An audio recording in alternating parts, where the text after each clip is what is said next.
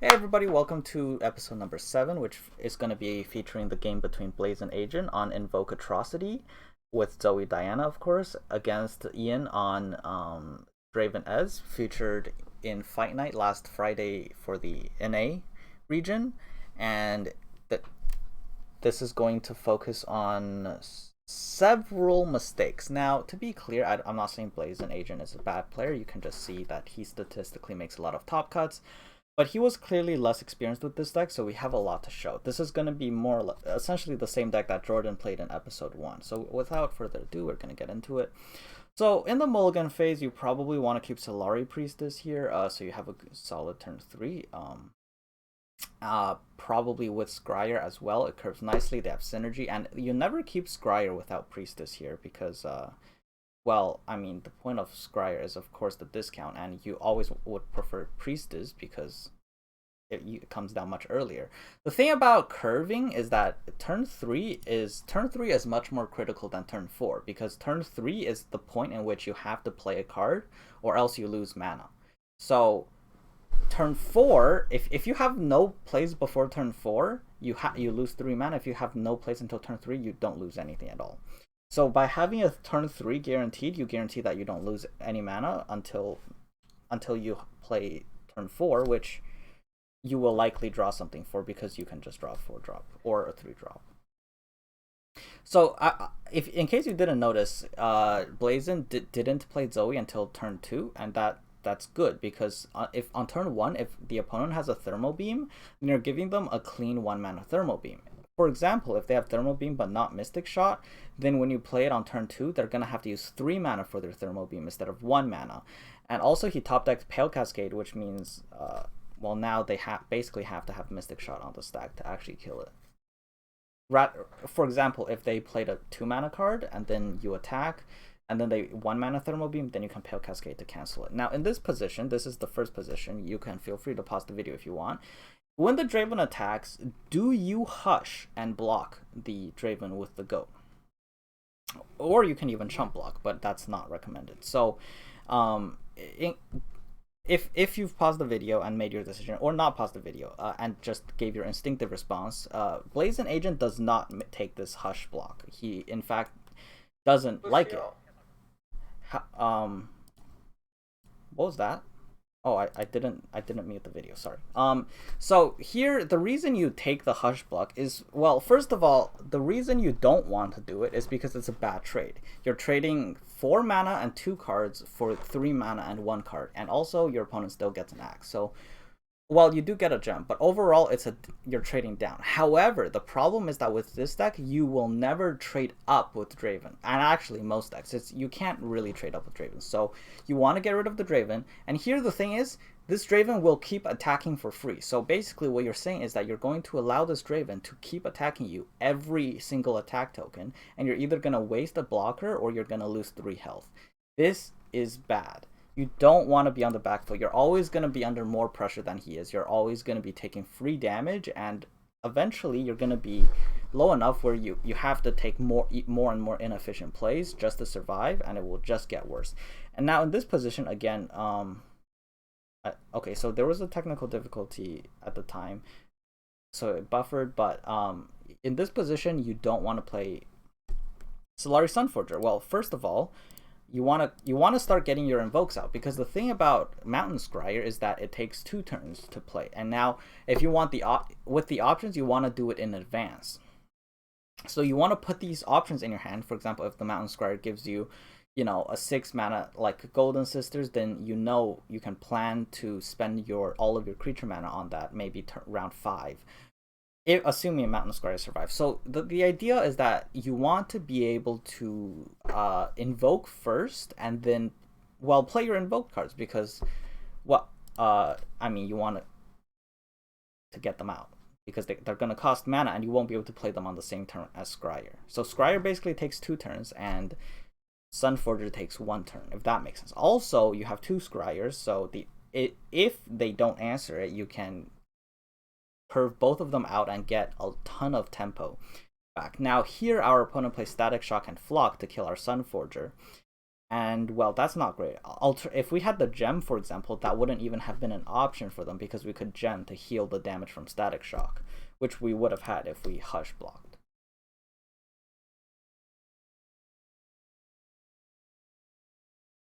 So in this position, we preemptively use the gem to maybe play around. I'm not 100% sure. I mean, it's not a bad play. I would have done it myself. Now, in this position, again, you just play Mountain Scryer. It costs 4 mana. We have 7 mana. And it's better statted. We probably take the block with it. I don't see the problem. Solari Priestess gives you an invoke, but you want it to be... I mean, if it's going to be discounted, that's just better. There's not much reason to play Priestess over Mountain Scryer here. It's just mana inefficient. If you play Scryer, then you'll have more creature mana later, rather than having, you know, two creature mana left over that you're not going to be able to use multiple turns. So here, well, actually, the gem pays off here because we wouldn't have been able to do that to answer Mystic Shot if we didn't gem beforehand. We top deck the Mountain Goat. Here, again, we lose the 1-2 for free. No reason to lose it. And the thing about Hush in this matchup is that it only targets Ezreal, really. So Savia doesn't actually do anything, especially since there's 5 Hushes in this deck. And you'll probably end up using Moonlight Affliction on, I don't know, like Baron plus Ezreal some turn or something like that. It's just, you don't, like, it's so far away, you shouldn't be valuing the Hush that much. You should be getting out of it what you can.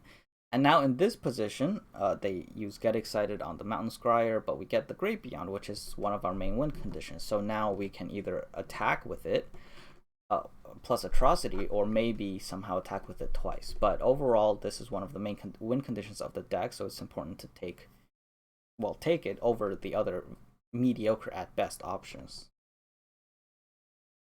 which was Supernova and Serpent, both of which aren't very useful.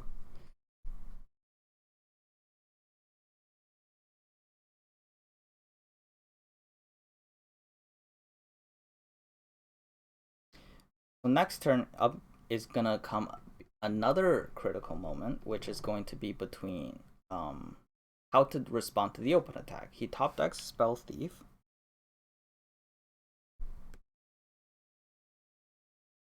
And here's the thing, we know that our opponent's best answer for the first Scryer was Get Excited. So we know that it's relatively unlikely that he has a great answer for the second one. So in fact, what we want to do is play Mountain Scryer plus Traveler, because right now we are really behind. It's one thing to play Spell Thief and see what you get from it, but it's another thing to waste 4 mana to save 2 damage. The draw is not very high priority. The high priority right now is to get Scryer out on the board. So what we should do is just play Scryer plus Traveler, immediately get the discount, get the tempo, get the value, and rather, I mean, Traveler gives us a card as well, Static Shock. I mean, we're just doing this to block 2 damage for no reason when we should be more concerned. See, right now he's going down in mana, he's going down on the board, he's just falling further and further behind. This Draven is still chipping free damage, and we're just tanking it for no reason. And now look at this, they have more units, they have more health, they have more mana. This is just terrible. And now, of course, if the Mountain Scar survives, we can get Great Beyond out next round and hit him in the face, giving him essentially, well, forcing him to do something about it, because he's gonna have to either block it somehow or answer the great atrocity. Now in this position, our opponent pays 4 mana to kill our Mountain Scar and summon a 6/6. That is pretty good tempo, pretty disgusting. But now again, we just play Great Beyond and we have to play to our win condition. And our win condition is killing them with either Great Beyond attacking twice or Great Beyond attacking once plus Atrocity. And that's what we should be doing, using this Moonsilver. But instead he plays Eclipse Dragon. Now I do say to play your Eclipse Dragons, but in this position, it's about the same as playing the Great Beyond, but you need to get the Great Beyond out as soon as possible.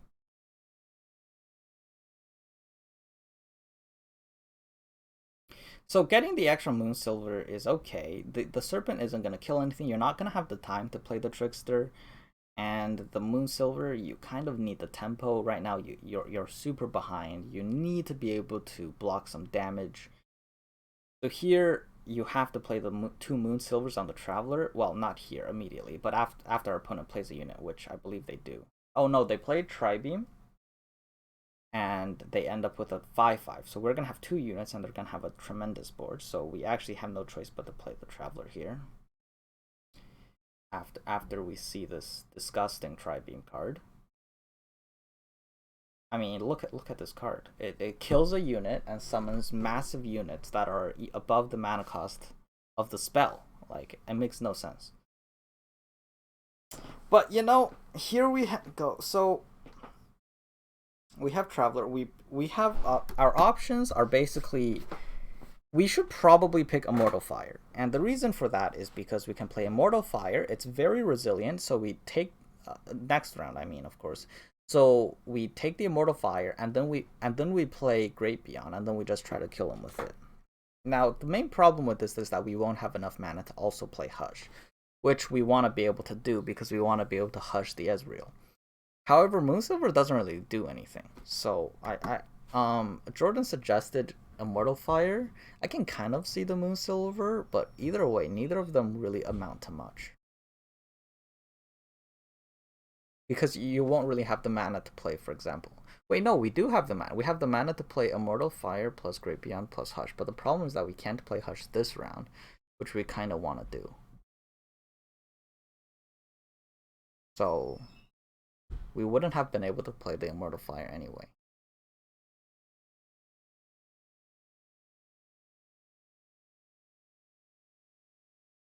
Now in this position, this is fine. You want to block the damage. It doesn't really matter where the blocks go as long as you block the maximum amount of damage. And again, what we have to do is we're going to have to start shaping, and then we're going to have to play Great Beyond next round and basically hope for a top deck atrocity. That's the main way this matchup is won, or this deck wins. So our opponent, again, is just playing pretty disgusting value and tempo cards. So, I mean, it's just super behind. Okay, so here he goes for Living Legends, which makes sense. He's doing it for the extra Great Beyond attack power, maybe rolling extra Moonsilvers, and overall trying to get some, well, looking for a bit of tempo maybe, just to increase our odds of finding lethal with this. So this is all good. And in this position, what would you play? There's a lot to take in, but you can pause the video, think about it for a moment, and based on the things I've said, what would you play? And now, if you've taken the moment to think about it, the answer is distinctly to play the Messenger and the Great Beyond, and this way you get two chances to roll for atrocity between the Messenger and next round's top deck. And while it's not a guaranteed win by any stretch, assuming you top deck it is the only possible way you win. Even though the probability is maybe 5 to 10%, there's no other series of events that leads to a win here.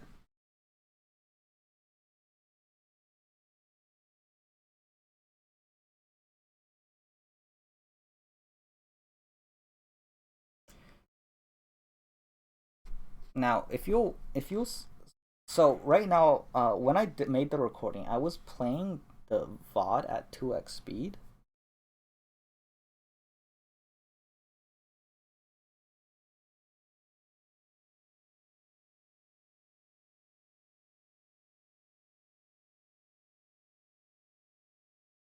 But it still does take a minute. The fast forward option on my video player is not very good, so I don't really want to use it here. So now, I mean, he commits to Destroyer, but I mean, at this point, it's extremely, extremely weak. And our opponent, I think, makes a small misplay.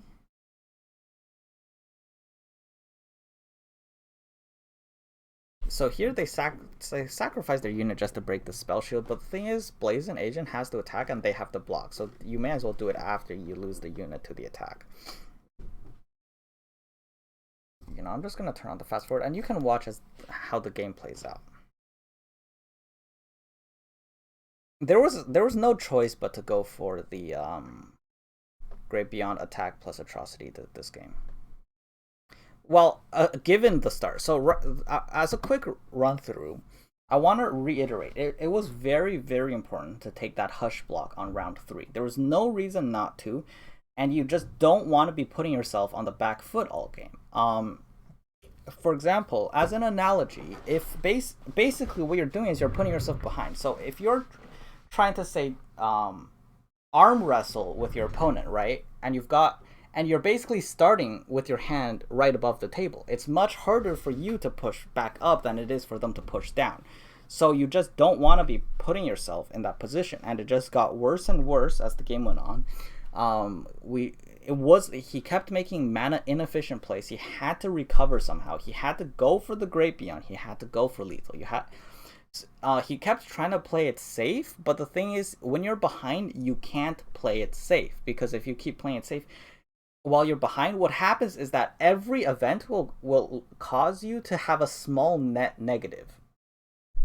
And that means that it eventually just gets worse and worse. To put it another way, if let's say he has $50,000 and his opponent has $60,000, what's happening is that when you're taking these net negatives, you're basically trading $500 for $500 of your opponent, and eventually what happens is your opponent will have $10,000 and you'll have zero. You can't fight like that. You gotta try to win big. Anyways, if you enjoyed the video, consider sharing it with your friends who enjoy Legends of Runeterra or want to get better. I'll see you guys in the next one.